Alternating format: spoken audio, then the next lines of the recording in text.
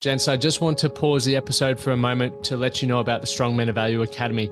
You will have heard me refer to it a number of times, and I want to bring more attention to it. So this isn't just a program, it's a life-changing environment and community of men who are focused on personal and professional growth. We're looking at areas of relationships, wealth, and health, things to help you thrive and maximize your life. Imagine having bi-monthly one-on-one coaching sessions with myself, weekly group coaching calls, and an incredible brotherhood of high achievers by your side. Now we're diving into resilience, leadership, and holistic growth to not just succeed in your career, but to thrive in your health and your relationships. Your journey to greatness, it starts here. So join the movement and you can apply for the Strong Men of Value Academy. You can head to themanthatcanproject.com to find out more. You're listening to The Man That Can Project with Lachlan Stuart, a global movement created to empower men and open up what's really going through their minds by having real and raw conversations about life's unique challenges and our individual ways of processing it all. Welcome to The Man That Can Project.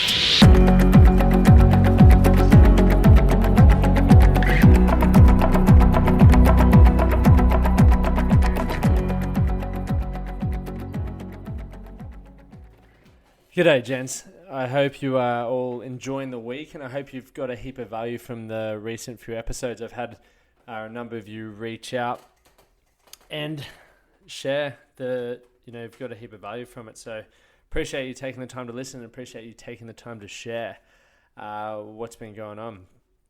So be the role model you needed when you were growing up. It's one of the things I always think about, and it's also one of the things that I share when speaking with a lot of men. I was having a phone call with a prospective client earlier this afternoon, and having a military background, and one of the challenges he's sort of going through is that lack of identity. He's sort of going through the transition and not really enjoying his current role, and really wanted to find out what's sort of next for him and what that direction looks like, and how he can act and behave to show up as the best version of himself.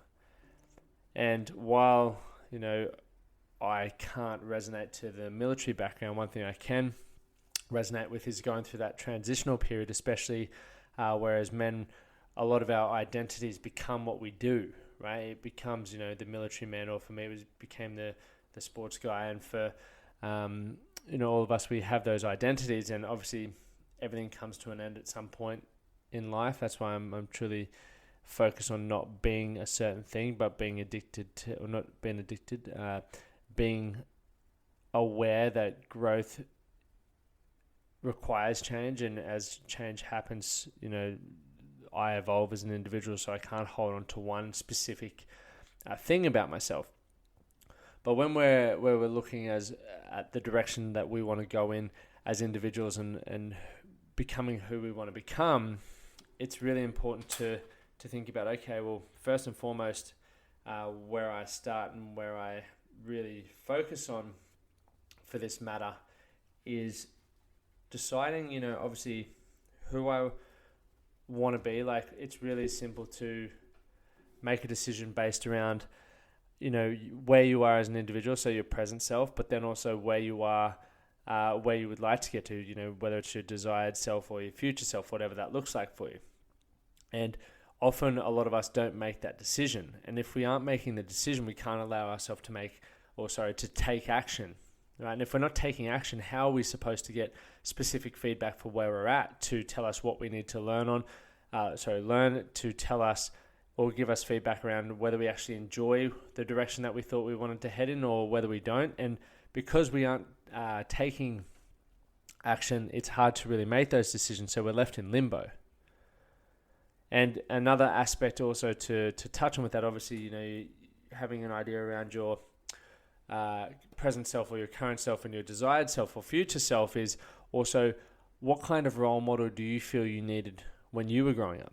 I always think about that, how are my actions going to impact the next generations or people that look up to me? Because I know there were certain things that were lacking from my life that I wasn't exposed to, and I really want to, use my stories and experiences, but also not only those stories and experiences, but sharing what I was thinking, what my thought process processes were at that point in time, because I do believe that it's easy to see a result, see an outcome, see an action, and go, cool, that delivers that result. But we don't necessarily understand what that person was thinking during that period of time, and whether it's a good action or a good outcome, or a negative action or a negative outcome. I think they are equally as important to be shared, because we can't always just share what was going through the mind of someone who's crushing it and killing it and always doing things amazingly. We need to know, some of the thoughts that are going through the minds of those who aren't necessarily getting those results, or aren't necessarily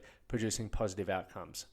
And the reason why I truly believe that this is important is, more often than not, a lot of us are lacking stuff when we grow up. A lot of us have, great families, great environments and a few things, but what isn't spoken about is the stuff that really holds a lot of us back as individuals, I believe.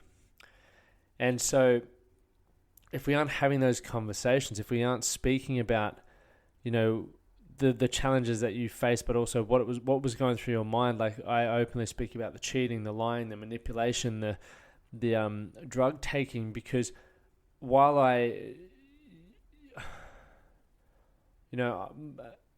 there's so many things I wish I could change, but there's also, if I were to change it, I probably wouldn't be sitting here right now talking about this stuff.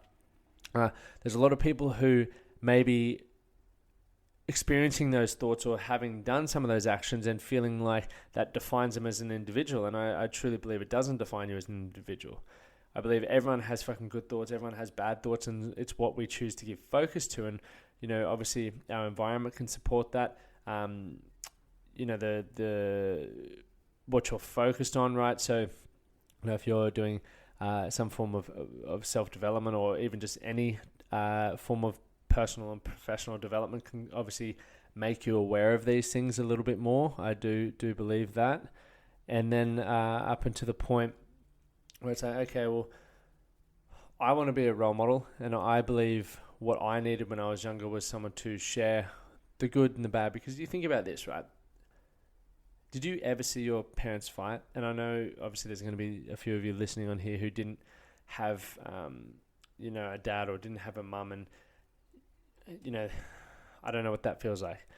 So but I'm talking to people who can sort of relate to that. But even if you did have one parent, you probably saw them at times where they got cranky and carried on, right? And we always see that. We're exposed to that. And we see the hatred, we see the harmful words, we see the anger, sadness, aggression, all of that sort of stuff that flows on from that. But what we don't see, if it happens, is we don't see the making up. We don't see the trying to fix the argument. We don't see that sort of stuff. So a lot of us see the anger and aggression, which is why some people model those behaviors, but we don't see how do we respectfully repair what's been said? How do we respectfully grow from these situations? And if we aren't being exposed to that, it's no wonder that so many of us are fucking up. It's no fucking wonder. So what is it that you as an individual need, or needed when you were growing up? Think about the things that were lacking from your life, and maybe, when you think about how you can be as a role model, because we're all role models to someone, even if not to ourselves, what did you need to know? What did you need to talk about? What do you believe others need to hear? Because I think, what has been socially acceptable in the past isn't cut in the fucking mustard, because there's more people than ever before in human history who are unhealthy and unhappy, right? And that's mentally, physically, emotionally, financially, in relationships. So what do we need to do to create the change? We need to try different things. We need to speak about different things. And that's just what I was thinking about just before. I was sipping on a water, and as I do, my brain went a little haywire, and here we are. We're on the podcast talking about it. But gents, tomorrow, hopefully, or depending on when you're listening to this is Tuesday the 21st of July. I'm recording this, dropping Wednesday. My new website, the Man That Can Project's new website, will be up. So themanatcanproject.com should be live with the new website tomorrow. So I'm super excited for that. So make sure I'll obviously keep talking about that, and hopefully have some great stuff available for everyone on that. So thank you guys for your time. Once again, please keep sharing this with people that you know need to hear it. And if you are getting value, please also take an extra 30 seconds, screenshot this, share it on your socials, and tell people to go listen to it. Have an epic day. We'll talk to you soon. Thank you for listening to the Man That Can Project podcast.